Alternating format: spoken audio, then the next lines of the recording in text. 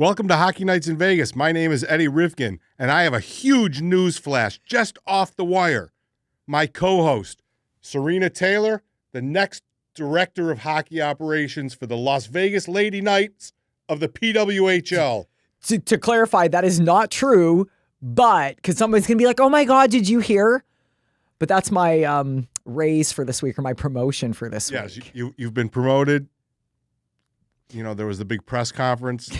We're happy they're here. We're not going to talk about that. Okay, they're here. Great. Well, let's move on to the NHL. So I'll give you a choice. Do you want to talk 3.5 minutes each about the three other series, or do you want to talk about all the news that's kind of going around the league right now? We're not going to do both because we're going to try and do this in like 30, 40 minutes. We don't need to talk about the other series right now. We got one that's wrapped up. Carolina's already moving on. Those fuckers, 8 in a row now, which is not surprising. They're on the beach in Hawaii with Bjorn and his Speedo. Literally. And his baby Bjorn that he forgot that he didn't take to Hawaii because he had his meta glasses. This fucking guy. Okay. Okay. No, let's just talk about the stuff that pertains to the VGK because there's a lot of stuff. Yeah, there's a whole bunch of news. Okay, so let's do that. Let's start with yesterday before we got to the game. The rumor spread around by Frank Saravelli of, I don't know what outlet he writes about, reported that the Vegas Golden Knights refused the Edmonton Oilers the permission to speak to them about their coaching vacancy. Only problem is they didn't really tell Chris Knobloch that they had a coaching vacancy, which is kind of shitty when you turn on the news and you hear a story like that. There was a lot of hubbub made by the fan base, and I was surprising. I don't know why I was even surprised. The level of stupidity rose to titanic waves. Oh, that's really shitty. They fired the guy. You know, why don't they let him go talk to somebody else? Listen, you idiots. Kelly's going to give him $4.5 million. He's under contract for another year. And that gives him the right to tell other clubs no.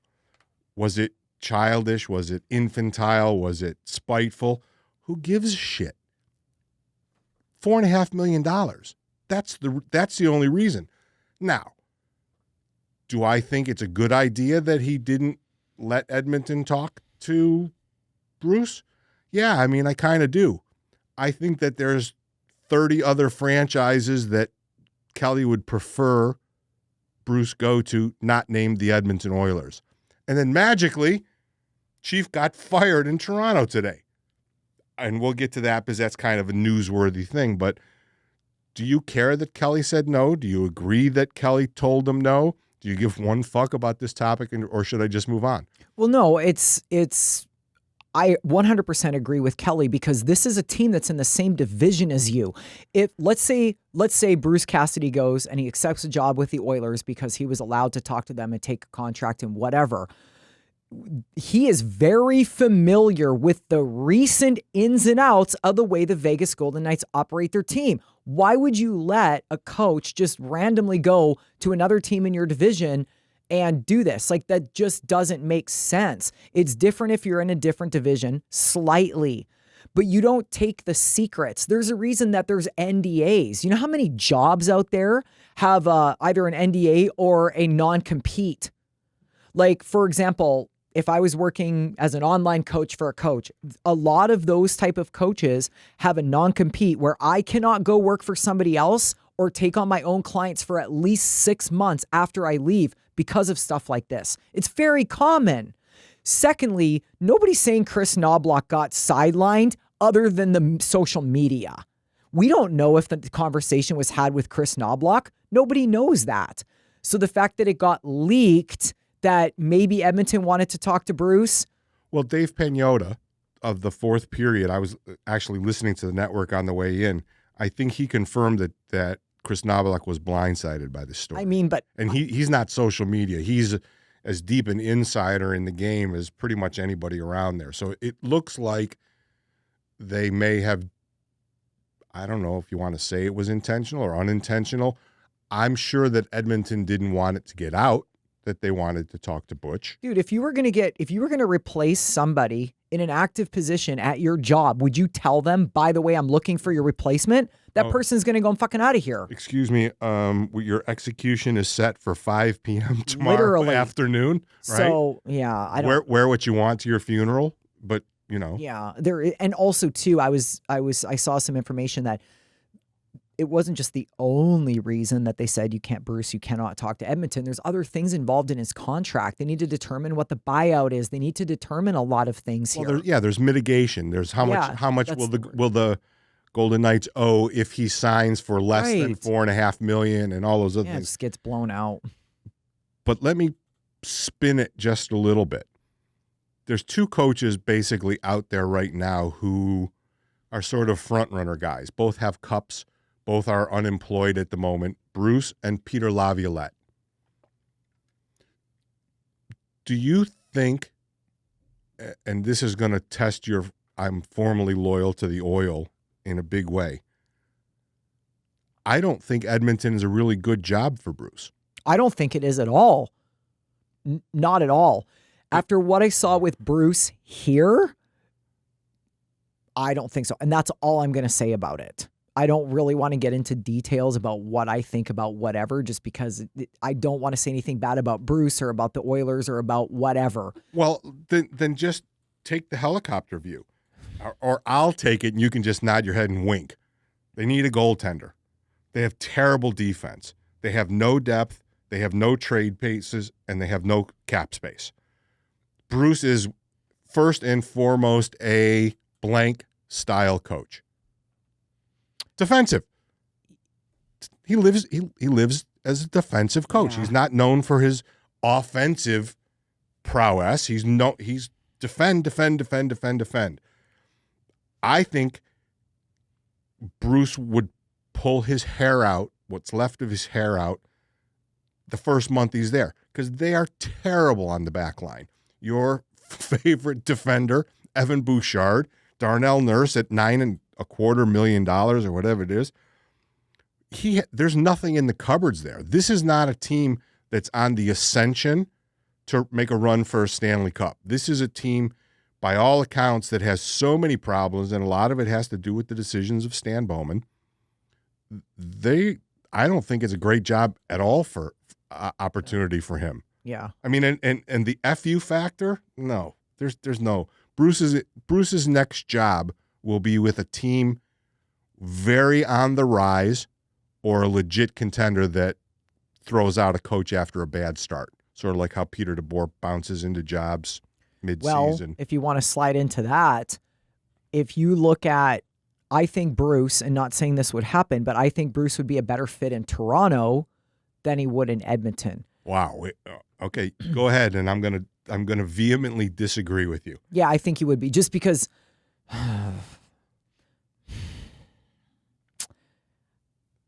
I don't think Bruce is a player's coach. And when Edmonton hired Chris Knobloch, it's because he's a player's coach. He's a coach. He's a coach for the players. Bruce is a little more old school style. Okay? Agreed, 100%. Now, that's not going to work in the current Oilers situation. What Toronto needs is a good kick in the ass, and I think that Bruce could deliver that to a certain extent. So regardless of his style, regardless of whatever, if he's a defensive coach or whatever, I think that Toronto doesn't have much better options on the back end. No. They have a whole lot more issues around a variety of different things. But Bruce is stable. Toronto needs a stable coach, whereas Edmonton can handle guys that don't have experience. I agree with all of your points. My disagreement is Chief got assassinated by Nylander and Matthews. Yes, they won the draft lottery. Who gives a shit? Yes, is McKenna a really good hockey player? Yes. Is he generational? Nobody has any idea. Will he come in and make an instant impact on the Toronto Maple Leafs next year? I don't think there's a chance in hell. The story goes that Toronto is in Arizona courting Poppy. What can we do for you to make you not want to leave and go to any place not named Toronto and this, that, and the other thing? And then they hired this fucking buffoon Chayka, right, who got suspended for tampering was talking to other teams before he got fired in Phoenix. I think this job is good for Bruce because he could get all the power. And he could be GM, president of hockey ops. He could be the Lord Jesus Christ next to Matt Sundin. But as far as the team goes, he's got a bunch of softies, and you're exactly 1,000% right. And unfortunately, we can't talk about a whole bunch of stuff we know about players, coach versus old school. But those guys, I don't think, have a prayer to respond to him. And frankly, if you look at their performance this year, they don't give that much a fuck about winning. They allowed 206 more shots on goal than the next worst team in the NHL. That's how bad the Toronto Maple Leafs were. Chief is not a bad coach. He's got a ring. Bruce has got a ring. Lavs has got a ring. But I think that if you're Bruce, you go out to the Cape or the Vineyard, wherever you are, you take Kelly's $4.5 million, you put up with Biz and do a little bit of TV every now and then through the rest of the playoffs, and you cherry pick the job that you want. I don't think there's any rush at all for him. And I think he's earned there not to be a rush. I don't really care that much about this conversation, but I will say this. There are just different types of people. There are people that are intrinsically motivated and people that are extrinsically motivated. Some people can sit back, some can't. Some just have to work. It's an ego thing, right? I'm not saying that's Bruce, but we'll see what he does. That's what I would do, fucking bye, but for about that long, because these people are driven by something different. So anyway, let's carry on. Okay, so let's carry on. You want to talk about Game 5 or you want to talk about the team and then talk about the series? Because there's a whole bunch of narratives about the team. Let's talk about the team. Okay. Who's leading the NHL in playoff scoring points? Well, Mitch Marner. Who's second? Eichel. Oops. Wait a second. Mitch Marner doesn't show up in the playoffs. Listen, you fucking people have got to let this go. I see so many people, they said in Toronto that he went. Why does this live rent-free in every fucking VGK fan's head? Let it go, guys. Let it go. And to be fair, Mitch was not that great in Game 5. He had a good game, and Mitch hasn't had a bad game as a Golden Knight, but everybody just fucking relax. You haven't won shit yet? Let's stop. The Leafs. Fucking relax. I guarantee Mitch don't care. The Leafs don't care. Leafs fans don't care. So why does every VGK fan, why does this live rent-free in their heads? Well, I don't understand. Because it's the narrative. Who cares? What he's fucking doing right now is important. That's it. Period. Who cares? I think that he had a good game. He had a couple of really good looks he didn't finish on last night, held off the score sheet, but that's not relevant. None of that's relevant. What's relevant is when Coach Tortorella says to the media, you don't see all the things that he does. It's unbelievable. And that wasn't just for us, by the way. There was 15 of us in the media room. He was looking at the camera and telling the fan base to shut the fuck up, right? Now, you can love Torts or you can hate Torts for his approach and how he deals with us, his brevity and his acumen at providing one-word answers and doing I drove 20 minutes to see his media before the pregame skate yesterday, and that lasted 2 minutes and 20 seconds. And by all accounts, that was one of the long ones. And we timed these. Imagine if we did this podcast and you're like, blah, blah, blah. And I just went, nope. Yep. I don't want to talk about the other team. Nope. Those are the three answers. Nope. Yep. I don't want to talk about the other team. I think. There, you just had a press conference with Torts. I mean, the problem is that we were so used to being spoon-fed every single thing we could ever want with Bruce, and to some extent with Pete and with Gerard Gallant as well. But Bruce was a bevy of information. Bruce liked working the press. That's why he's good on TV. Right. Bruce is fantastic on television because he can explain the game really well. Right. Bruce is great. But Torts, and I don't know if I told you this, I had this conversation. He waved at you. In the car. Motherfucker. So I don't think I told. Yes, you have to tell the world. You already told me the story. We're leaving the practice rink and Eddie's pulling out in his car in front and I'm walking across the street and I waited for a truck to go. And so a truck went and then this car was coming and it waved me to cross the street. And so I crossed and I heard someone put the window down. They're like, bye, have a nice day. And I looked and I was like, is that fucking Torts? I was like, yeah, you too. And it was a game day as well. And I was like, and he's smiling, big smile on his face. And I was like, and he's like, did you have to look twice? I'm like, I had to look thrice. Like I was shocked. But he is a super nice guy. But I was telling our friend Garrett, our good friend Garrett, who works director, whatever the fuck he is, communications at the Golden Knights. I forget his exact title. And I said, you know what, G? Because I like to go downstairs in the media room and I like to watch other hockey games. I'll go get the remote, turn the TV. It's warm in there and it's quiet in there. Nobody comes in there and bothers me. So I watch hockey. And G will come out and say hi because the office is back there or whatever. And he's like, oh, you're going to get a sore neck all turned watching. I was like, I'm going to go sit up in Torts' chair, sit up in the coach's chair up there and watch the game because I have a better angle. He's like, people come in, just answer questions. I was like, fuck yeah. Like, go ahead, ask away. I'll answer them. He's like, they might get more out of you than they get out of Torts. And I said, to be fair, that poor guy and the other coaches in the league have media availability every day. Yeah. I said, what are we supposed to ask? And more importantly, what are they supposed to say? And Garrett was in full agreement. He's like, you're right. Like, it's the same regurgitated information over and over. And it's nobody's fault. It's just the way it has to be now. So that's why we get nope. Yes. You changing the lines? Nope. What about their defense? I don't want to talk about the other team. Nope. Yes. Don't want to talk about in the lineup? Nope. Nope. Yeah. And it's like, if you ask about Mark Stone, stop asking. Fair enough, because there's no new information. That's why when Kelly does a press conference, he's like, I'm going to lead with a statement and then y'all can ask questions.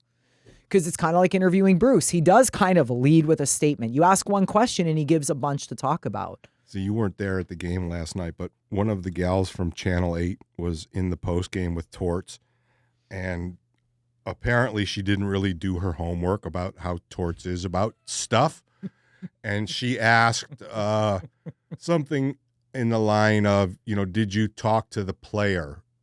It might have been Dorofeyev, or Hurt. It was probably Hurdle, and Torts' response was, yes, I did, and I'm not going to talk to you about it.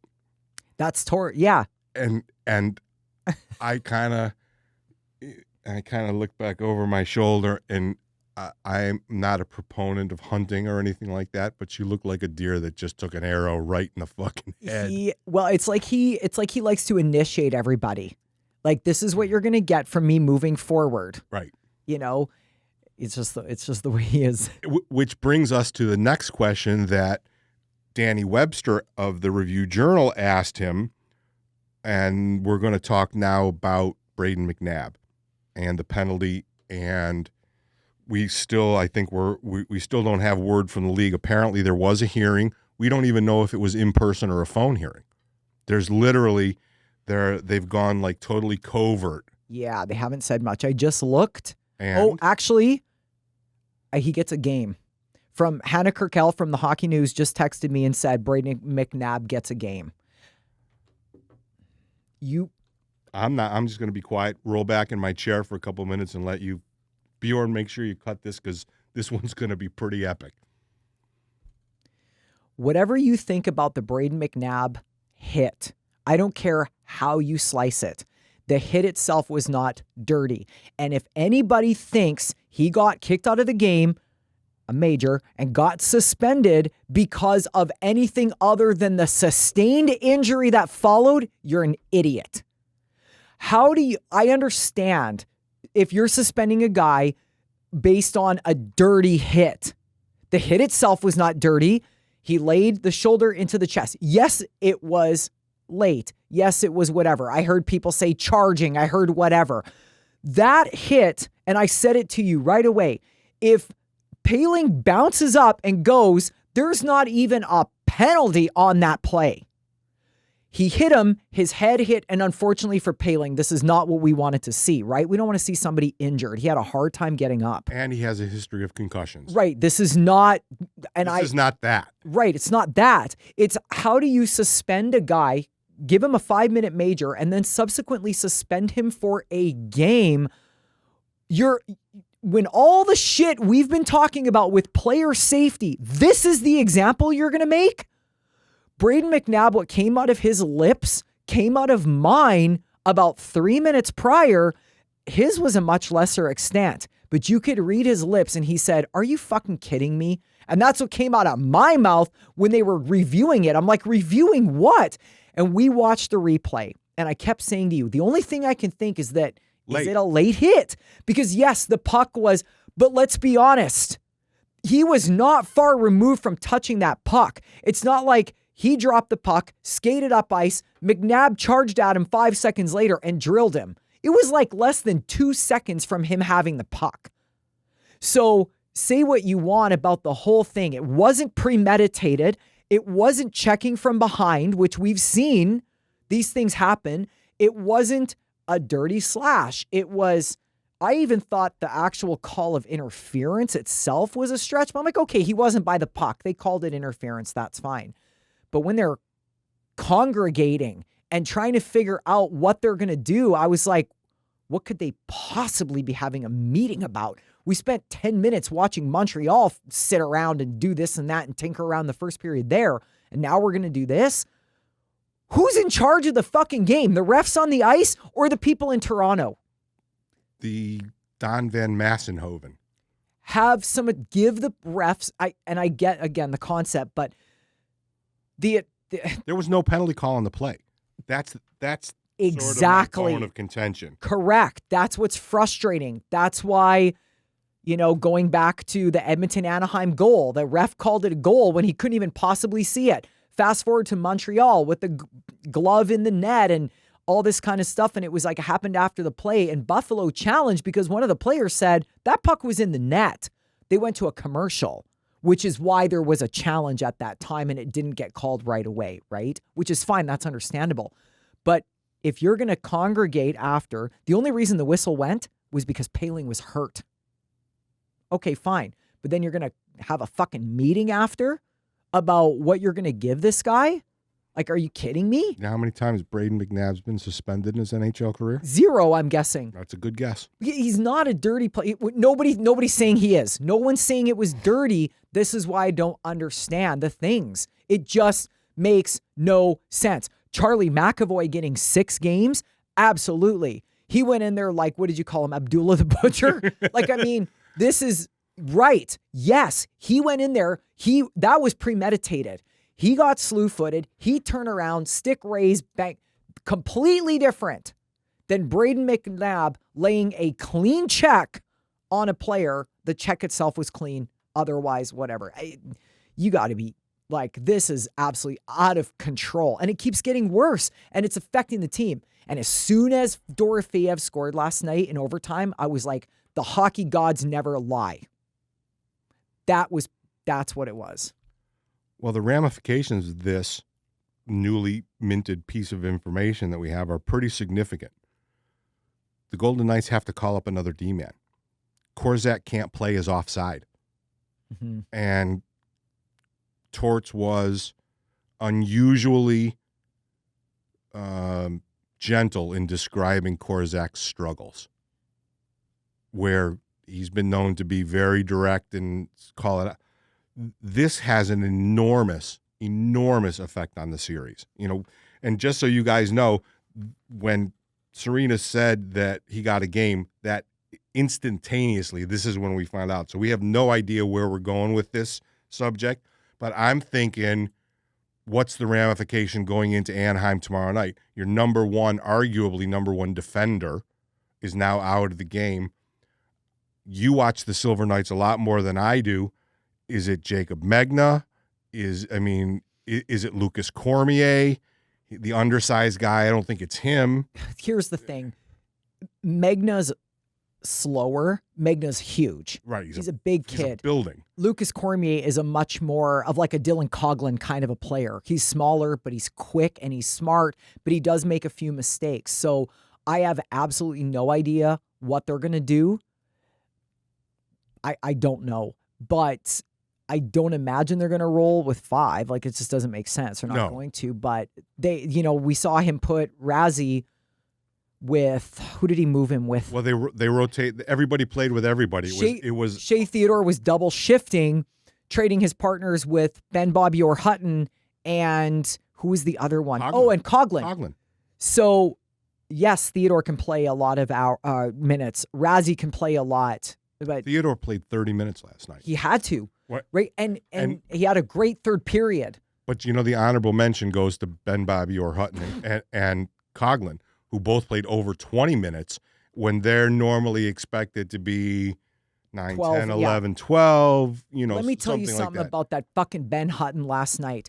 The amount of times he kept the puck inside the blue line, never panicked. Most defensemen have that twitch to go backwards. Yes, they have that second, like, fuck, what do I do? Do I play the point and hold my position? But if the puck gets past you, you're screwed.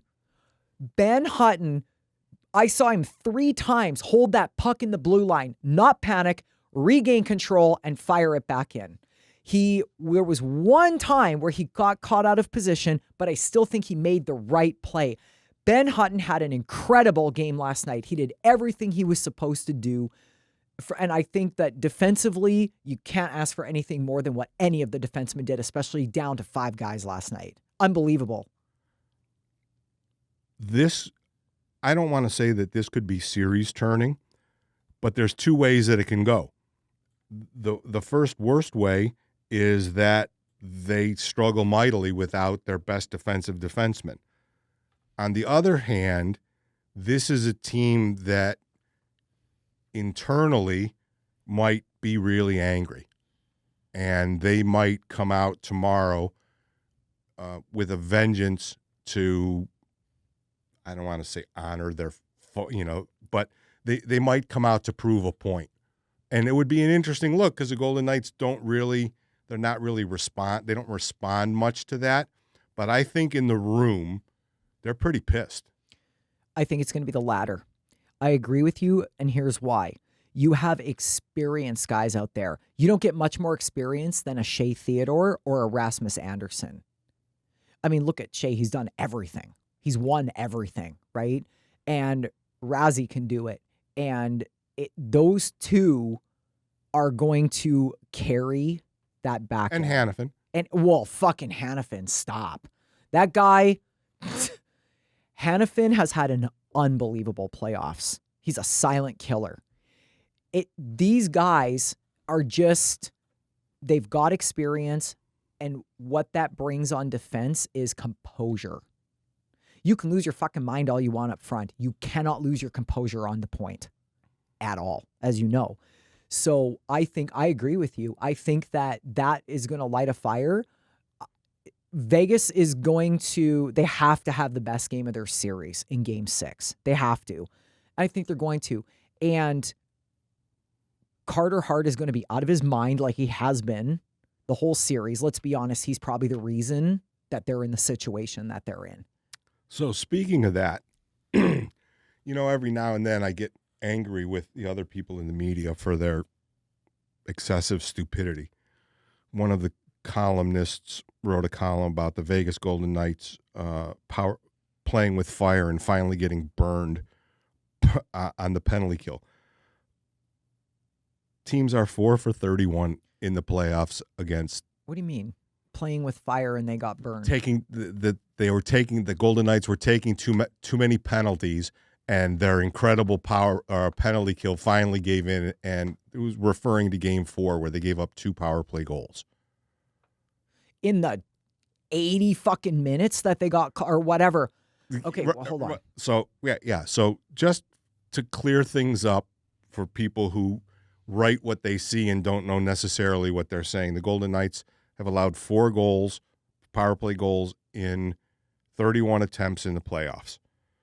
That's an 87.9% penalty kill. It is not first in the league, but the teams who are above them have already been eliminated. So Played less games. Yeah, played less games and have been eliminated. And the Vegas Golden Knights have 3 shorthanded goals in the Stanley Cup playoffs. So they're technically a -1.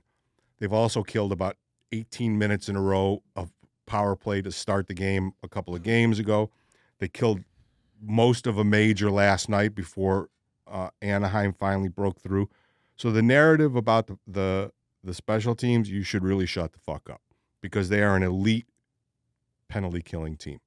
And even without Mark Stone, who is arguably one of their better penalty killers, but also sort of the straw that stirs the drink on the power play, without him, guess what? Power play scored a couple of times.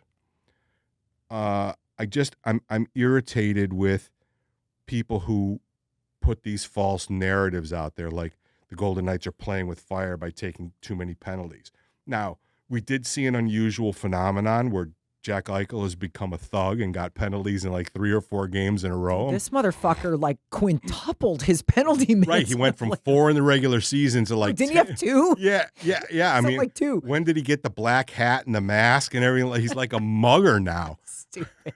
And they've been garbage. Actually, he got one that was warranted. I think it was one was pretty solid. And the other narrative that really is a burr in my saddle are all of the commentators who, when they're talking about Carter Hart, when they say, well, how's the goaltending for the Vegas Golden Knights? Well, it's adequate, or it's enough.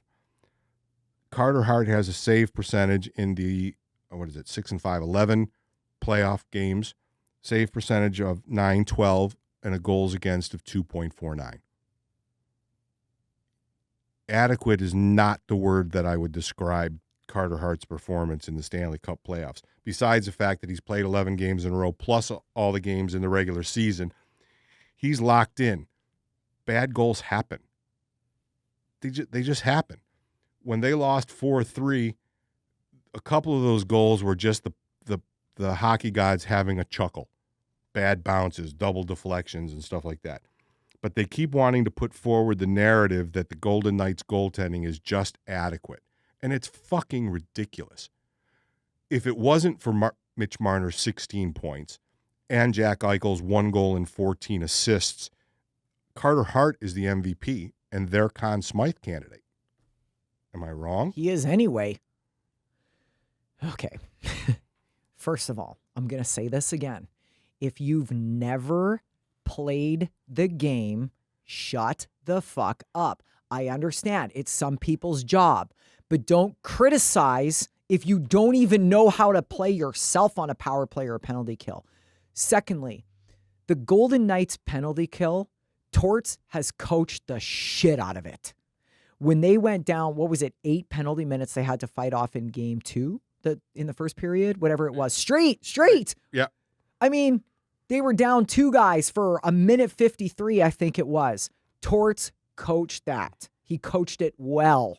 I mean, not take anything away from the players, but there's a big part of that too. You got to change your lines properly, right? And when the opportunity, as players on the ice, you have to present the opportunity to allow your teammates and yourself to get off the fucking ice. It just happens sometimes you don't, but they did a great job of that. So, but the penalties themselves, unfortunately, they had to call them. There was high sticks. There was delay a game, shooting the puck. Like, those were ones they had to call. Non-negotiable penalties. Correct.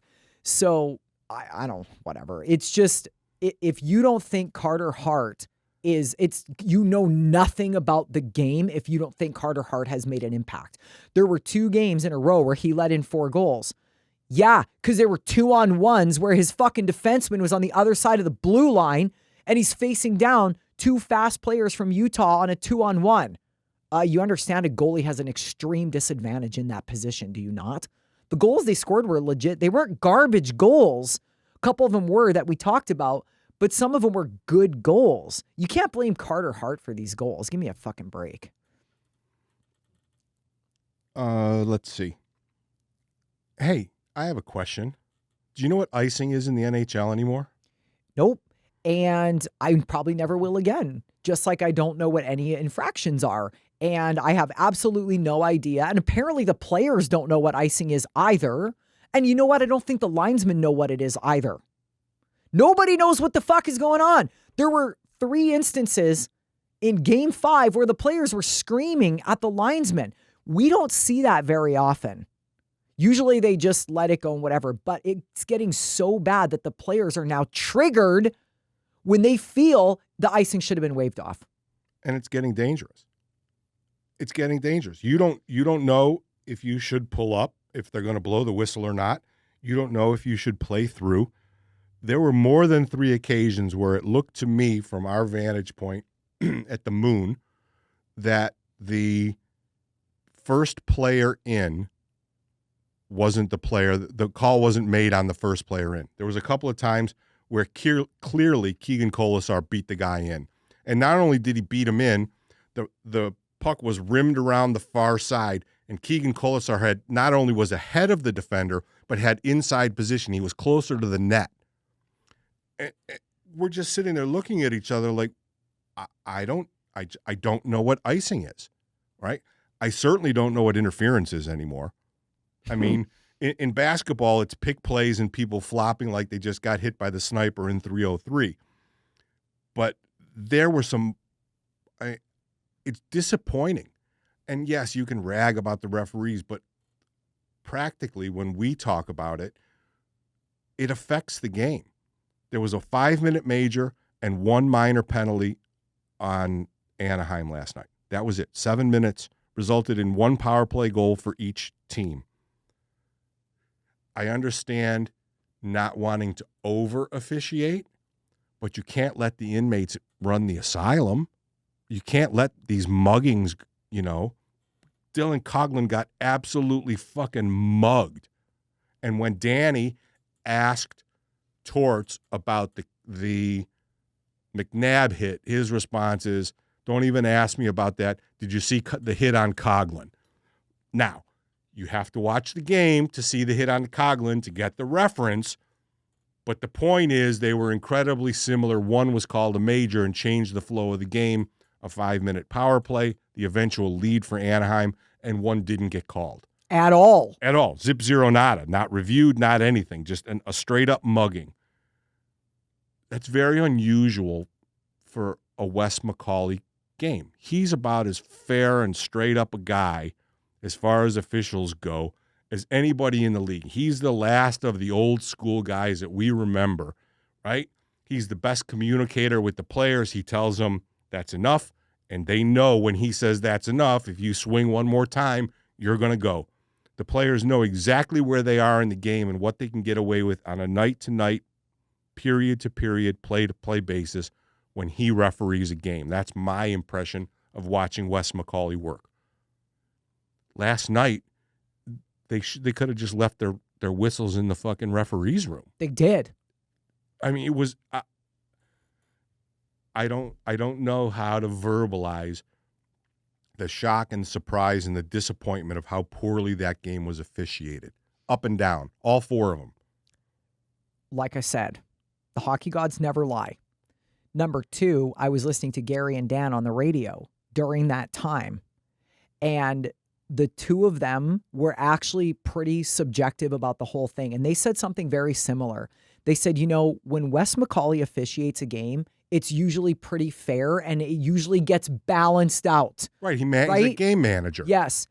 This time, that didn't happen.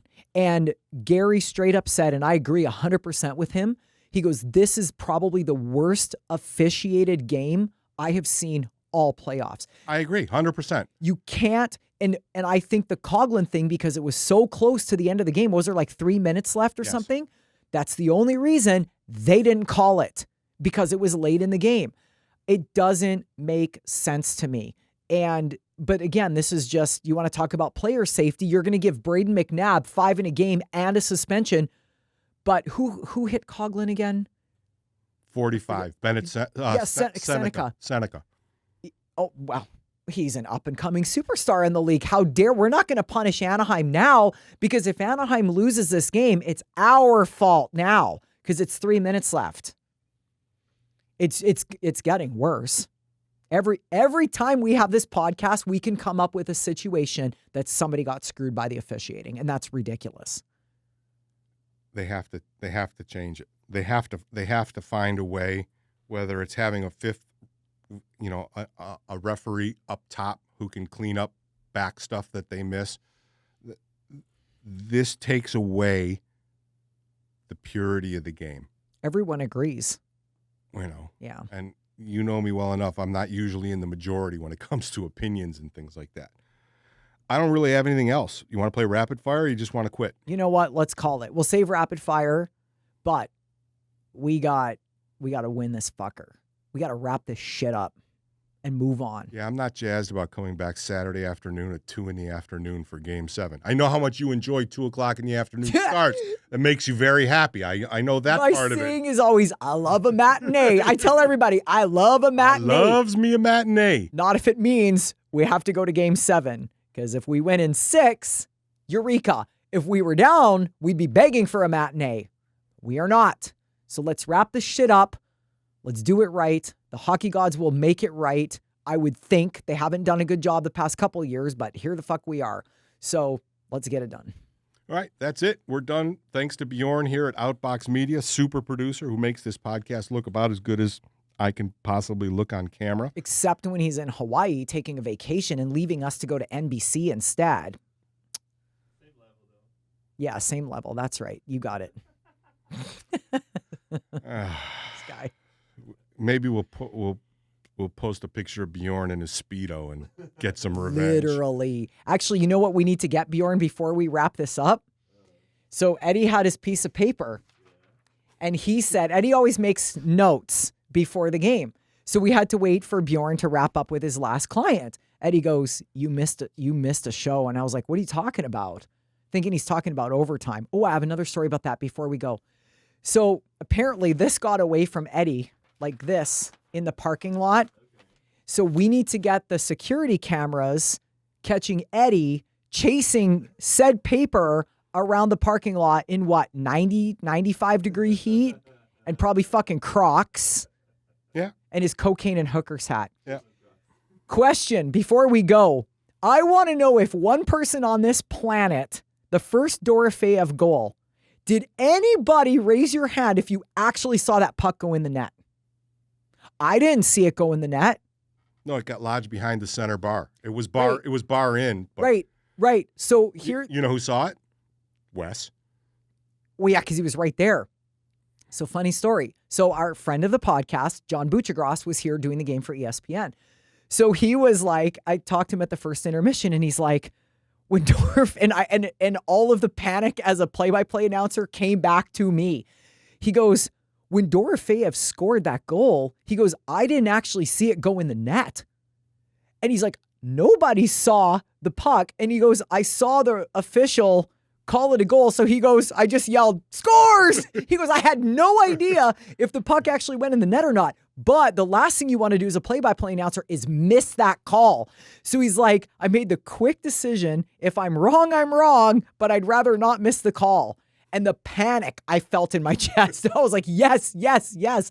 Because no one saw it go in because nobody knew it was in. The official saw it. Dorofeyev celebrated. But John was like, the fans, or nobody was really doing anything. No, it was really delayed. Yeah. And so he's like, scores. So just so you guys know, that's what happens when you're live on the air. They getting it done tomorrow? I don't know. I want to say yes, but I just... come over to the house and have a pizza party? Maybe we'll invite a couple more friends? Pizza party. Maybe. Yeah. We should have had a whole party. You know what we used to do back home? Fan buses. I'm telling you, you guys are missing out on fan buses.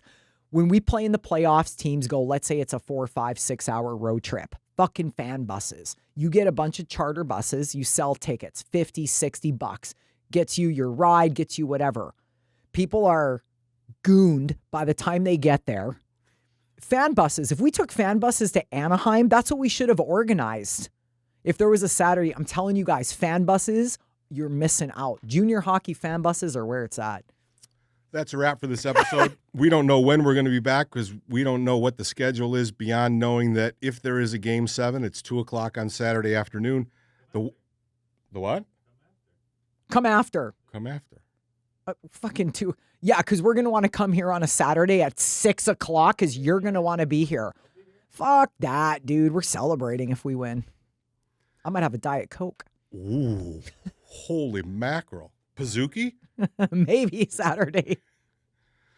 So we'll be back next week. We just don't know when. If Colorado eliminates Minnesota tonight, it'll be sooner. If they don't, it'll probably be later. But thanks to all 528 of you. Fucking A. Still going. Fortunately, Mankini Bjorn skipped the week, so our numbers are a little bit off. So we need some more, need a few more subscribers. We need a few more likes and stuff like that. But we'll be back at it next week for sure. Thank you very much, as always, for watching, and we'll see you next week.